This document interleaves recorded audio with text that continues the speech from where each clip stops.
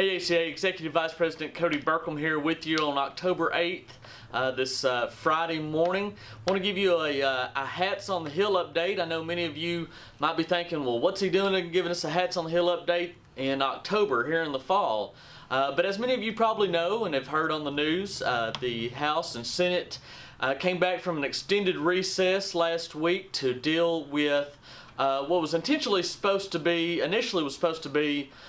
congressional redistricting. They finally got all the numbers and everything from all the census data, and so they came back in from an extended recess to take care of congressional redistricting, which has to be done every 10 years, as you probably know.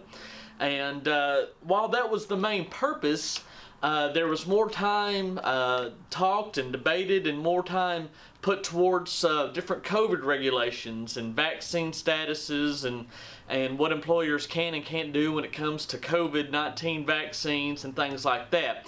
So they spent quite a bit of time on that, probably quite a bit more time on that than they really did congressional redistricting overall. But we're not really too concerned about that here at the Cattlemen's.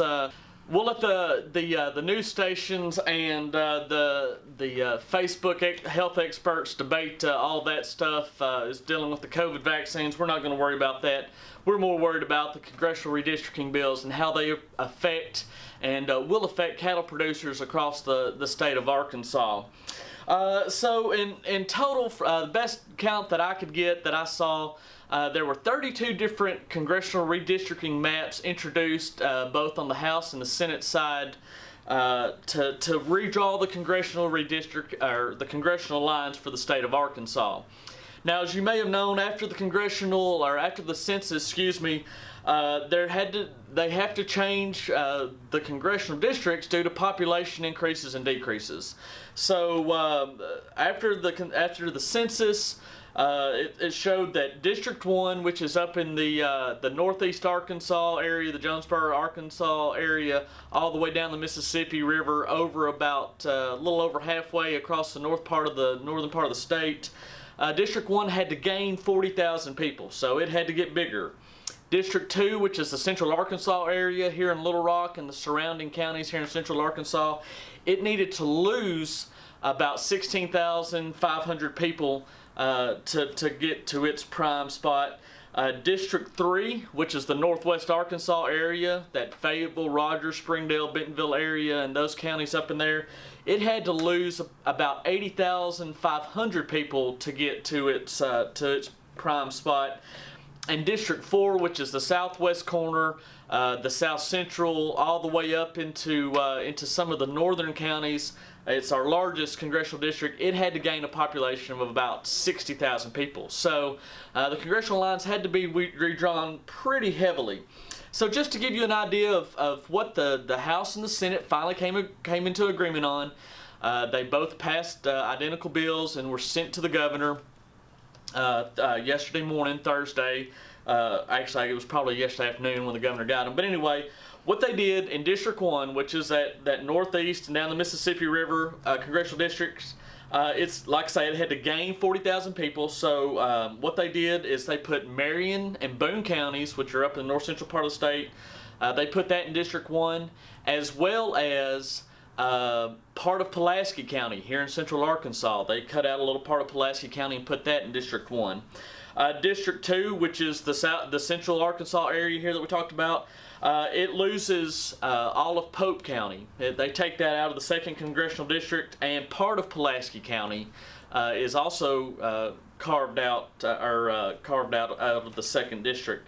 District 3, which is that northwest Arkansas area, that spot that had to lose 80,500 people, it loses 3 counties. It loses Boone and Marion, which we just said went to the first, and it loses Pope. The 2nd District never had Pope. It had, it would have had another one. But anyway, the District 3 is going to lose Pope. Pope's going to go down to the 4th, and it loses part of Newton. In the old congressional maps, half of Newton was part of District 3. So, but it does gain all of Madison County and the part of Crawford County that was split. That District 3 was really weird in the way that the last time it was all drawn up, there were several county splits. It loses all of those, and it's just all well, now there's one county that's still split. That would be Sebastian County in the 3rd. It's going to split between the 3rd and the 4th. The District 4 that had to gain the most amount of people, it's going to gain all the parts of Newton and Jefferson counties that were split. So it takes all of those counties. It gains Pope County, that was in the 3rd district that we just talked about, and it gains part of Pulaski County as well. So what the legislature has done is they have tried to add in some areas that they thought made sense. There was and still is some consternation amongst some groups that now Pulaski County will have 3 different members of Congress, and that was certainly a point of contention amongst our parties, between the Republican and the Democrats here in the state. Democrats didn't care to have one of their main counties split 3 different ways, and the Republicans were okay with it. And then there was some other Republicans that voted against the bill for other reasons, mainly because Sebastian County over in the River Valley was split. There was a number that didn't like that, but that's ended up what happened. So this bill is now on the governor's desk, like I said just a moment ago, and he can veto that bill. So if he doesn't like it, he can veto it. He has stated that he's concerned about the way that Pulaski County has been split, and that there could be some problems with diluting the voice and the votes of minority populations in that part of Pulaski County. But he has not stated his intention on whether he will sign or veto that bill. So we're still playing a waiting game there to see what kind of comes out of that. But as far as cattle producers, if you're in Pope County, you're certainly going to see a new member of Congressman. You're going to go from Congressman Womack to Congressman Westerman. If you're in Marion Boone County, you'll go from Congressman Womack over to Congressman Crawford. And so, but you still have great representation there, I believe, just personally, with those 2 gentlemen. They both know ag, they both know the cattle industry, and so if you're in one of those counties, or any of the other counties that were made whole by a split, you might have changed your congressman, but I think we have some really good representation there in all of our congressional delegation. So overall, just wanted to give you an update on that's what's done. Now, I will tell you that there has been no sine die of the legislature yet. They're still out there trying to figure that out.